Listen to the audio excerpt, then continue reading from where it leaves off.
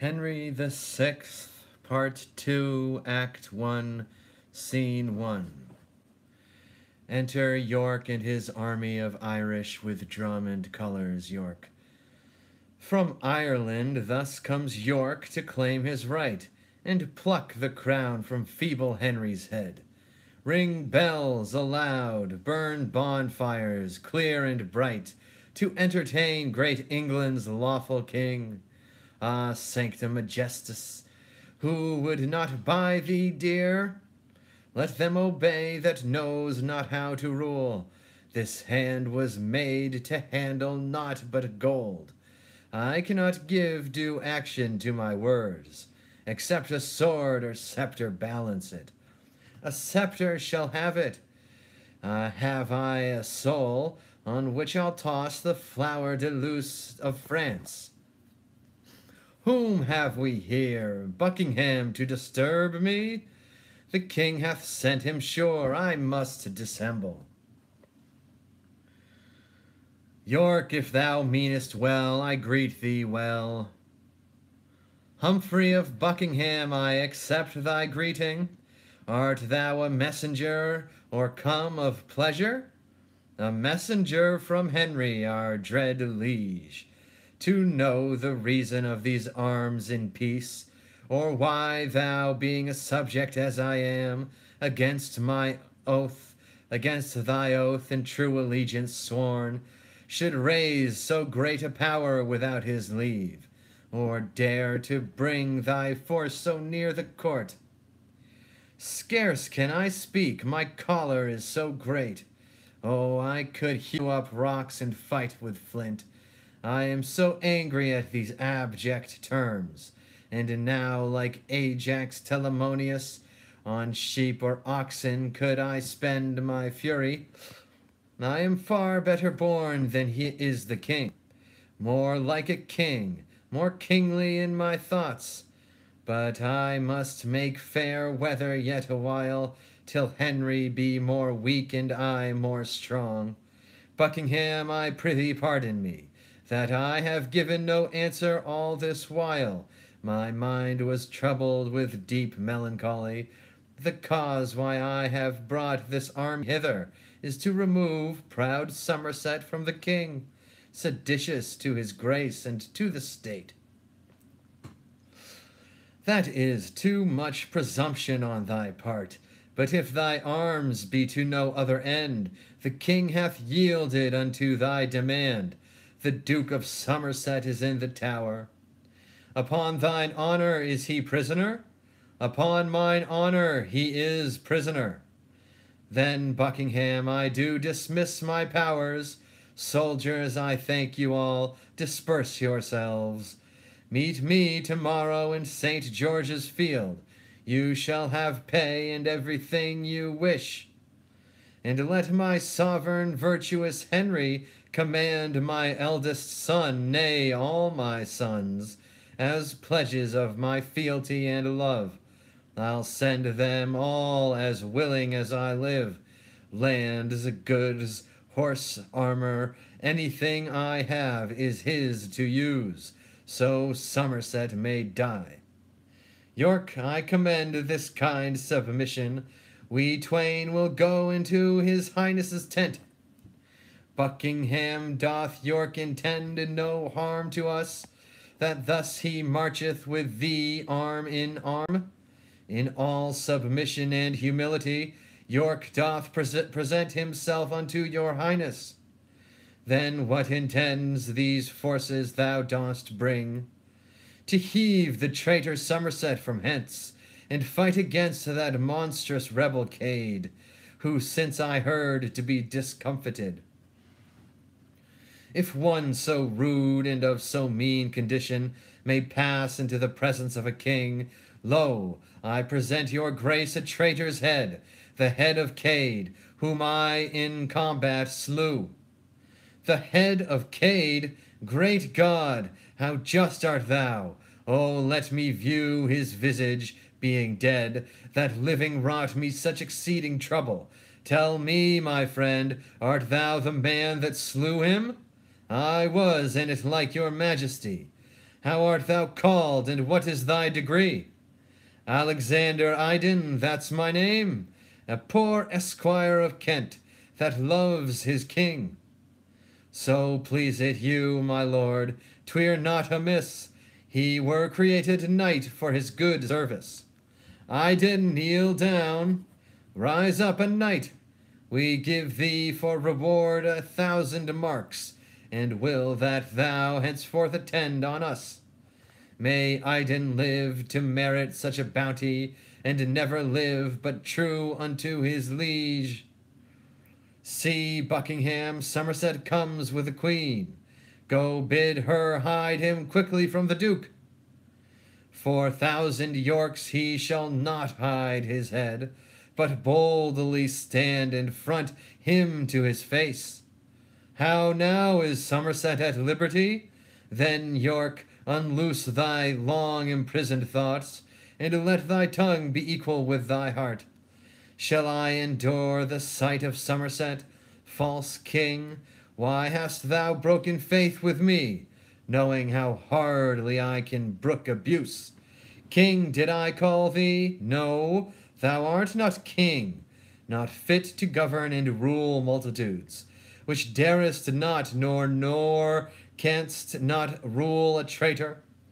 That head of thine doth not become a crown. Thy hand is made to grasp a palmer's staff, and not to grace an awful princely scepter. That gold must round and girt these brows of mine, whose smile and frown like to Achilles' spear, is able with the change to kill and cure. Here is a hand to hold a scepter up, and with the same to act controlling laws. Give place. By heaven thou shalt rule no more over him whom heaven created for thy ruler. O monstrous traitor, I arrest thee, York, of capital treason against the king and crown. Obey, audacious traitor, kneel for grace. Wouldst have me kneel? First let me ask of these, if they can brook I bow a knee to man. Sirrah, call in my sons to be my bail. I know ere they will have me go to ward, they'll pawn their swords for my enfranchisement. Call hither Clifford, bid him come amain, to say if that the bastard boys of York shall be the surety for their traitor father. O blood-bespotted Neapolitan, outcast of Naples, England's bloody scourge, the sons of York, thy betters in their birth, shall be their father's bale and bane to those that for my surety will refuse the boys.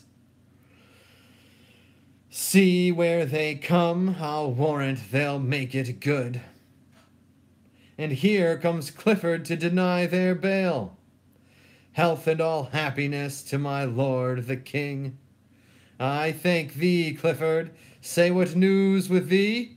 Nay, do not fright us with an angry look. We are thy sovereign. Clifford, kneel again. For thy mistaking so, we pardon thee. This is my king, York, I do not mistake, but thou mistakes me much to think I do. To Bedlam with him, is the man grown mad? Clifford, a Bedlam and ambitious humor makes him oppose himself against his king. He is a traitor, let him to the tower, and chop away that factious pate of his. He is arrested, but will not obey. His sons, he says, shall give their words for him. Will you not, sons? Noble father, if our words will serve. And if words will not, then our weapons shall. Why, what a brood of traitors have we here! Look in a glass, and call thy image so. I am thy king, and thou a false-heart traitor. Call hither to the stake my two brave bears, that with the very shaking of their chains they may astonish these fell-lurking curs. Bid Salisbury and Warwick come to me. Are these thy bears? will bait thy bears to death, and manacle the Berard in their chains, if thou darest bring them to the baiting place. Oft have I seen a hot overweening cure run back and bite because he was withheld, who, being suffered with the bear's fell paw, hath clipped his tail between his legs and cried. And such a piece of service will you do, if you oppose yourselves to match Lord Warwick. Hence, heap of wrath, foul indigested lump, as crooked in thy manners as thy shape. Nay, we shall heat you thoroughly anon. Take heed, lest by your heat you burn yourselves. Why, Warwick, hath thy knee forgot to bow? Old Salisbury, shame to thy silver hair! Thou mad misleader of thy brain-sick son, what wilt thou on thy deathbed play the ruffian, and seek for sorrow with thy spectacles? Oh, where is faith? Oh, where is loyalty? If it be banished from the frosty head, where shall it find a harbor in the earth? Wilt thou go dig a grave to find out war, and shame thine honorable age with blood? Why art thou old, and wantest experience? Or wherefore dost abuse it, if thou hast it? For shame, in duty bend thy knee to me, that bows unto the grave with mickle age. My lord, I have considered myself the title of this most renowned duke, and in my conscience do repute his grace, the rightful heir to England's royal seat. Hast thou not sworn allegiance unto me? I have. Canst thou dispense with heaven for such an oath? It is great sin to swear unto a sin, but greater sin to keep a sinful oath. Who can be bound by any solemn vow to do a murderous deed, to rob a man, to force a spotless virgin's chastity, to reave the orphan of his patrimony, to wring the widow from her customed right, and have no other reason for this wrong but that he was bound by a solemn oath? A subtle traitor needs no sophister. Call Buckingham and bid him arm himself. Call Buckingham and all the friends thou hast. I am resolved for death or dignity. The first I warrant thee, if dreams prove true. You were best to go to bed and dream again, to keep thee from the tempest of the field. I am resolved to bear a greater storm than any thou canst conjure up today, and that I'll write upon thy burgonet, might I but know thee by thy household badge. Now by my father's badge, old Neville's crest, the rampant bear chained to the ragged staff, this day I'll wear aloft my burgonet, as on a mountain top the cedar shows, that keeps his leaves in spite of any storm, even to affright thee with the view thereof. And from thy burgonet I'll rend thy bear, and tread it under foot with all contempt, despite the Berard that protects the bear. And so to arms, victorious father, to quell the rebels and their complices. Fie, charity, for shame, speak not in spite, for you shall sup with Jesus Christ tonight. Foul stigmatic, that's more than thou canst tell. If not in heaven, you'll surely sup in hell.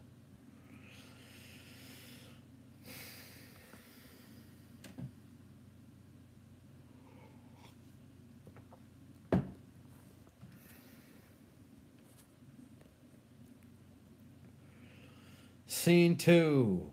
Alarums to the battle. Enter Warwick.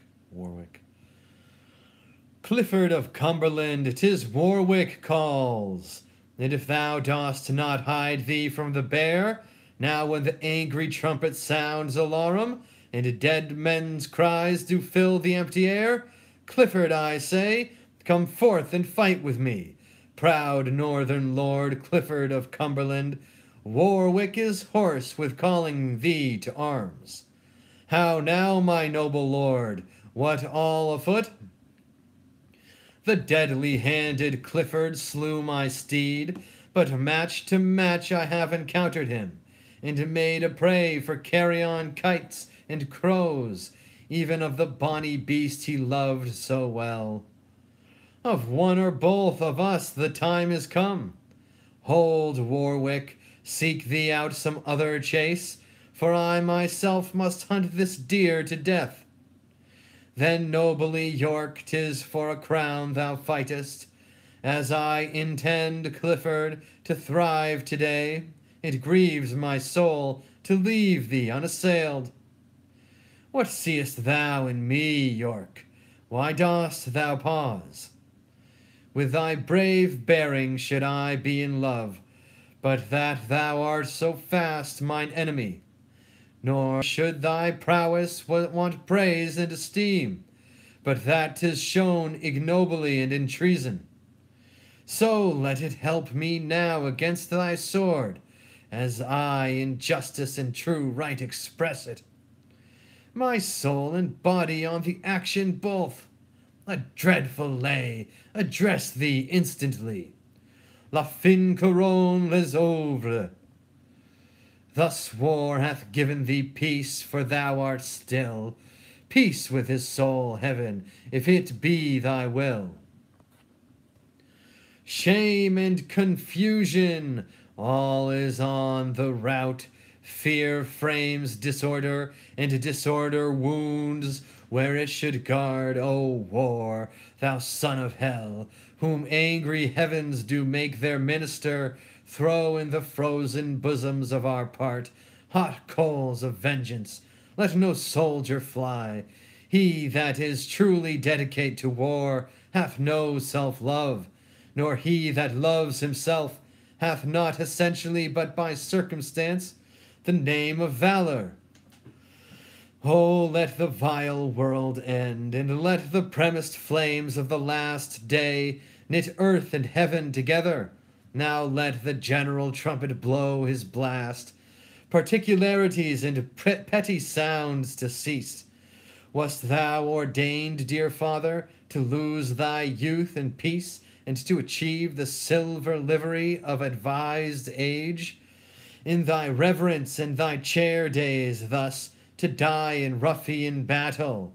Even at this sight my heart is turned to stone, and while 'tis mine, it shall be stony. York not our old men spares, no more will I their babes. Tears virginal shall be to me even as the dew to fire.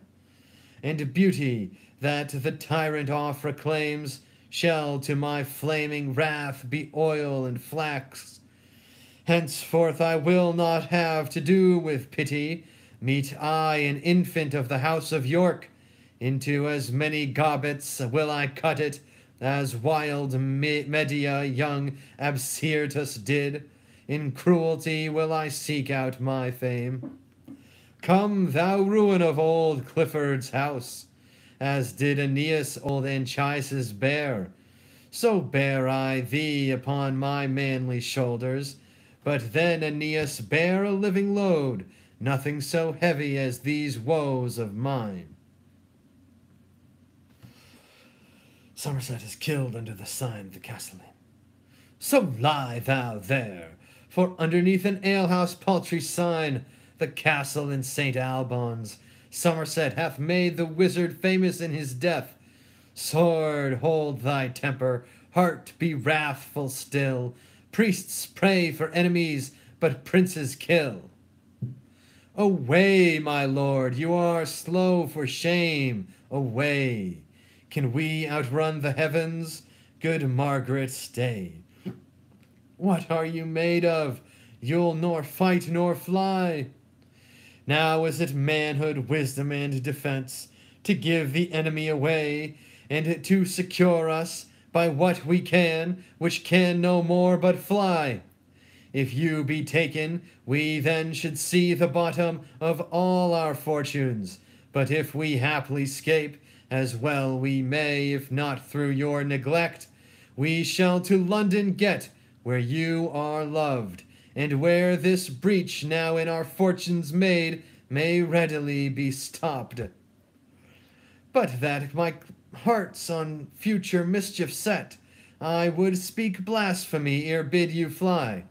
But fly you must, uncurable discomfit reigns in the hearts of all our present parts. Away for your relief, and we will live to see their day, and them our fortune give. Away, my lord, away.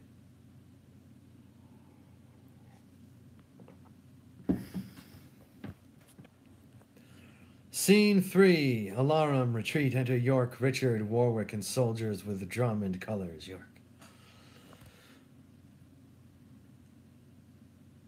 Of Salisbury, who can report of him, that winter lion, who in rages forgets aged contusions and all brush of time, and like a gallant in the brow of youth, repairs him with occasion? This happy day is not itself, nor have we won 1 foot, if Salisbury be lost. My noble father, 3 times today I holp him to his horse, 3 times bestride him, thrice I led him off, persuaded him from any further act, but still where danger was, still there I met him, and like rich hangings in a homely house, so was his will in his old feeble body. But noble as he is, look where he comes. Now by my sword, well hast thou fought today. By the mass, so did we all. I thank you, Richard.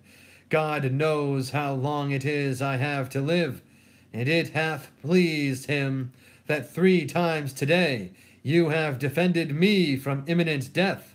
Well, lords, we have not got that which we have. 'Tis not enough our foes are this time fled, being opposites of such repairing nature. I know our safety is to follow them, for, as I hear, the king is fled to London, to call a present court of Parliament. Let us pursue him ere the writs go forth. What says Lord Warwick? Shall we after them? After them, nay, before them if we can. Now, by my faith, lords, 'twas a glorious day. St. Albans, battle won by famous York, shall be eternized in all age to come. Sound drums and trumpets, and to London all, and more such days as these to us befall. End of the 2nd part of Henry the Sixth. Amen. Praise be to God. Jesus Christ, Jah Rastafari. Bless William Shakespeare.